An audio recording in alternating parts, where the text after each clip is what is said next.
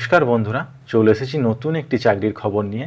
কেন্দ্রীয় সংস্থা ডিআরডিওতে অ্যাপ্রেন্টিস পদে লোক নিয়োগ করা হচ্ছে, যেখানে যোগ্যতা লাগবে আইটিআই অথবা ডিপ্লোমা অথবা বিটেক অথবা এখানে 18 বছরের ঊর্ধ্বে হলে এখানে আপনারা আবেদন করতে পারবেন এবং এই অ্যাপ্রেন্টিস ট্রেনিংটি হবে 1 বছরের জন্য এবং এখানে টোটাল ভ্যাকান্সি রয়েছে 200টি এবং এখানে অ্যাপ্লিকেশন আপনাদেরকে অনলাইনের মাধ্যমে করতে হবে এবং এই অ্যাপ্লিকেশন করার যে ডেট অর্থাৎ লাস্ট যে ডেট সেটি হচ্ছে 15ই অক্টোবর এবং এখানে আপনাদেরকে যে স্টাইপেন্ডটা দেওয়া হবে সেটি গভর্নমেন্টের রুল অনুযায়ী।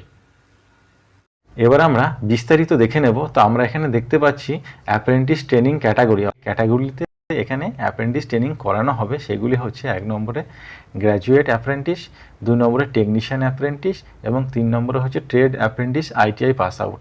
অর্থাৎ এই 3টে ক্যাটাগরিতে এখানে অ্যাপ্রেন্টিস ট্রেনিংটি করানো হবে। এবার আমরা দেখে নেব এই ক্যাটাগরি অনুযায়ী এখানে এসেনশিয়াল কোয়ালিফিকেশনটা কী লাগবে সেটা দেখে নেব। তো আমরা প্রথমেই দেখতে পাচ্ছি গ্র্যাজুয়েশন, যেটা গ্র্যাজুয়েশন অ্যাপ্রেন্টিস অর্থাৎ গ্র্যাজুয়েট অ্যাপ্রেন্টিসের জন্য এখানে লাগবে ইসিই, ইইই, ইএসই, মেকানিক্যাল অথবা কেমিক্যালের উপরে আপনাকে বিই অথবা বিটেক ডিগ্রি আপনার থাকতে হবে, তাহলে এখানে আপনার গ্র্যাজুয়েট অ্যাপ্রেন্টিসের জন্য আবেদন করতে পারবেন এবং এখানে টোটাল ভ্যাকান্সি আছে 40টি এবং এখানে স্টাইপেন্ড পাবেন গভর্নমেন্টের রুল অনুযায়ী।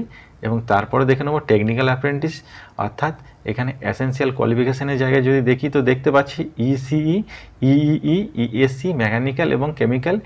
এই ট্রেডগুলির উপরে আপনার যদি ডিপ্লোমা করা থাকে সেক্ষেত্রে আপনারা এই টেকনিক্যাল অ্যাপ্রেন্টিসের জন্য আবেদন করতে পারবেন। এরপর দেখে নেব এর ভ্যাকান্সি কত রয়েছে। তো আমরা দেখতে পাচ্ছি এখানে 40টি টোটাল ভ্যাকান্সি রয়েছে এবং এক্ষেত্রে স্টাইপেন্ড আপনি গভর্নমেন্টের যে রুল রয়েছে সেই রুল অনুযায়ী আপনি পেয়ে যাবেন। এরপর দেখে নেব 3 নম্বর অর্থাৎ ট্রেড অ্যাপ্রেন্টিসের জন্য কি কি লাগছে।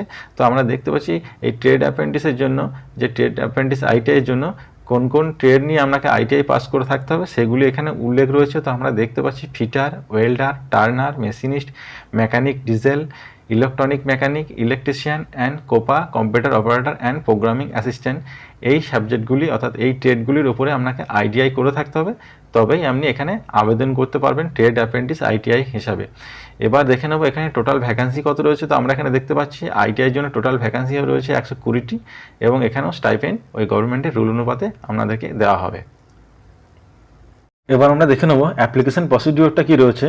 তো আমরা এখানে দেখতে পাচ্ছি যে এখানে অ্যাপ্লিকেশন করার জন্য আপনাকে অনলাইনের মাধ্যমে অ্যাপ্লিকেশনটি করতে হবে এবং এখানে দেওয়া রয়েছে লিঙ্ক, অর্থাৎ রেজিস্ট্রেশন করার জন্য বিই অথবা বিটেক অথবা ডিপ্লোমাদেরকে এখানে যে দেওয়া ওয়েবসাইট অর্থাৎ nats.education.gov.in এই ওয়েবসাইটে গিয়ে আপনাদেরকে এখানে অ্যাপ্লাইটি করতে হবে এবং এর জন্য এখানে বলা হয়েছে যে এখানে অ্যাপ্রেন্টিসশিপ india.org এই ওয়েবসাইটে গিয়ে আইটিআইদেরকে এখানে রেজিস্ট্রেশন করতে হবে অর্থাৎ অ্যাপ্লিকেশন করতে হবে এবং এই ওয়েবসাইট দুটো আমি যথাক্রমে আমার ডেসক্রিপশনেও দিয়ে রাখবো। এরপর দেখে নেব কী দেওয়া রয়েছে। তো এখানে বলা হয়েছে যদি ক্যান্ডিডেটকে এই 1 আগস্ট 2024-এর মধ্যে যদি 18 বছর কমপ্লিট হয় তবেই এখানে সে আবেদন করতে পারবে এবং এখানে এটা বলা হচ্ছে 2022, 23 এবং 24 সালের মধ্যে যারা পাস আউট রয়েছে এবং যাদের মোর দেন 60% নাম্বার রয়েছে তারাই এখানে এলিজিবল, অর্থাৎ তারাই এখানে আবেদন করতে পারবে।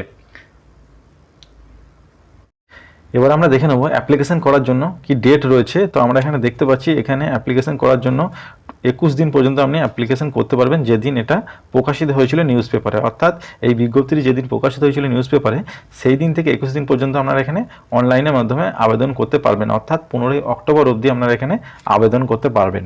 এরপর আমরা দেখে নেব সিলেকশন প্রসেস রয়েছে। তো আমরা এখানে দেখতে পাচ্ছি যে রিজার্ভেশন ক্যাটাগরির মধ্যে যারা পড়েন এসসি, এসটি, ওবিসি, পিডব্লিউডি এদেরকে সেই মতো এদের জন্য সংরক্ষণ থাকবে কিছু পদের এবং তাছাড়া এখানে যেটা বলা হচ্ছে selection will be made on the basis of academic merit or interview as required subject to satisfactory verification of the documents. অর্থাৎ বলা হচ্ছে এখানে কোনো ধরনের রিটেন টেস্টের কথা এখানে উল্লেখ নেই, অর্থাৎ এখানে কোনো ধরনের রিটেন টেস্ট হবে না, শুধুমাত্র আপনার একাডেমিক যে যোগ্যতা সেই যোগ্যতা অথবা ইন্টারভিউর মাধ্যমে আপনাকে বা আপনার মেরিট লিস্ট তৈরি হবে এবং আপনি যদি এলিজিবল হন সেক্ষেত্রে আপনাকে ইমেলের মাধ্যমে আপনাকে জানিয়ে দেওয়া হবে এবং তারপরে যেটা হবে সেটা হচ্ছে আপনাকে যে অরিজিনাল এবং সেলফ অ্যাটেস্টেড যে কপি ডকুমেন্টসগুলো আপনাকে নিয়ে যেতে হবে সেক্ষেত্রে সেগুলি এখানে উল্লেখ দেওয়া আছে, সেগুলো আমরা দেখে নেব কী কী রয়েছে। তো আমরা এখানে দেখতে পাচ্ছি এখানে sign print out of the application 10 marksheet and certificate BE অথবা বিটেক অথবা ডিপ্লোমা অথবা আইটিআই ফাইনাল মার্কশিট অথবা প্রফেশনাল ডিগ্রি, প্রফেশনাল ডিগ্রি অথবা ডিপ্লোমা অথবা আইটিআই সার্টিফিকেট, তারপরে দেখে নেবো কাস্ট সার্টিফিকেট যদি আপনি থেকে হয়ে থাকেন, পিডব্লিউডি সার্টিফিকেট যদি আপনি হয়ে থাকেন, এবং any photo ID card issue by government of India. অর্থাৎ বলা হচ্ছে আপনি যে কোনো একটা আইডি কার্ড নিয়ে যেতে হবে যেটা গভর্নমেন্ট অফ ইন্ডিয়ার স্বীকৃত, অর্থাৎ প্যান কার্ড, ভোটার কার্ড, আধার কার্ড বা আপনার ড্রাইভিং লাইসেন্স যে কোনো একটি আপনি নিয়ে যেতে পারেন। এরপর দেওয়া আছে copy of Aadhaar seed bank passbook অথবা স্টেটমেন্ট, অর্থাৎ আপনি আধার সিড ব্যাংকের পাসবুক অথবা স্টেটমেন্ট আপনাকে নিয়ে যেতে হবে। এবং এরপরে বলা হচ্ছে যে medical fitness certificate issued by a civil assistant surgeon, অর্থাৎ একজন সিভিল অ্যাসিস্ট্যান্ট সার্জনের কাছ থেকে আপনাকে একটা ফিটনেস সার্টিফিকেট লাগবে এখানে। এরপর দেখে নেবো এখানে বলা হচ্ছে 2 পাসপোর্ট সাইজ ফটোগ্রাফ, অর্থাৎ 2টো পাসপোর্ট সাইজের ফটোগ্রাফ আপনাকে এখানে নিয়ে যেতে হবে। এবার আমরা দেখে নেব যে এখানে যারা সিলেকশন ক্যান্ডিডেট হবে তাদেরকে তারা স্থানীয় যে থানা, সেই থানাতে গিয়ে আমাদের পুলিশ ভেরিফিকেশন সার্টিফিকেট একটা নিয়ে আসতে হবে।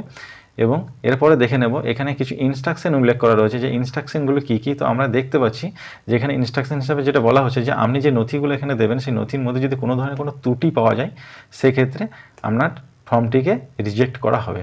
এবং এরপরে বলা হচ্ছে আপনার যে যোগ্যতা সার্টিফিকেটগুলো এখানে দেবেন সেই সমস্ত যোগ্যতা যেন অবশ্যই ইন্ডিয়ান ইনস্টিটিউট থেকে হতে হবে, অর্থাৎ ভারতীয় কোনো ইনস্টিটিউটের মধ্যে আপনাকে এগুলি পাস করে থাকতে হবে, তবেই আপনি এখানে যোগ্য বলে বিবেচিত হবেন।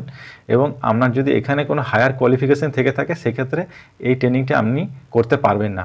এবং এরপরে বলা হচ্ছে আপনি যদি বর্তমানে কোনো অ্যাপ্রেন্টিস ট্রেনিং করতে থাকেন অথবা আগে কোনো দিন করে থাকেন সেক্ষেত্রে আপনাকে এখানে অ্যাপ্রেন্টিস ট্রেনিং করার সুযোগ দেওয়া হবে না। এবং এরপরে বলা হচ্ছে এই ট্রেনিংয়ের জন্য বা এই ইন্টারভিউ বা ট্রেনিংয়ের জন্য কোনোভাবে কোনো টিএ বা ডিএ আপনাকে কোনোভাবে প্রদান করা এখানে হবে না, সেটা এখানে উল্লেখ করা রয়েছে।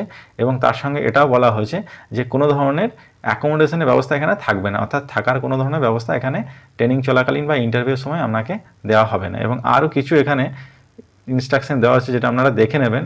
এর যে ওয়েবসাইটের লিঙ্ক, সেই লিঙ্কটি আমি আমার ডেসক্রিপশনে দিয়ে রাখবো, তো সেখান থেকে আপনারা পুরো বিজ্ঞপ্তিটা দেখে নেবেন। তো ধন্যবাদ বন্ধুরা, যদি আমার এই ভিডিওটা আপনাদের ভালো লেগে থাকে তাহলে অবশ্যই আমার চ্যানেলটিকে সাবস্ক্রাইব করবেন, লাইক করবেন এবং শেয়ার করবেন, এবং অবশ্যই আমার চ্যানেলের পাশে থাকবেন। ধন্যবাদ।